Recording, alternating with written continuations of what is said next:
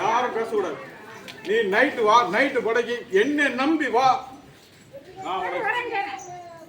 நீ ஒதுங்கினா நானும் வேடிக்கை தான் பார்ப்பேன்.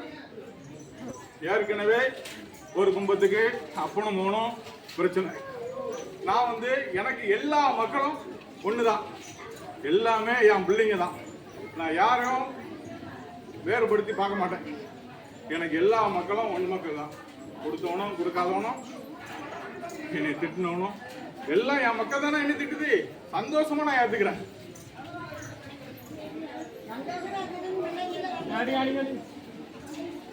गाड़ी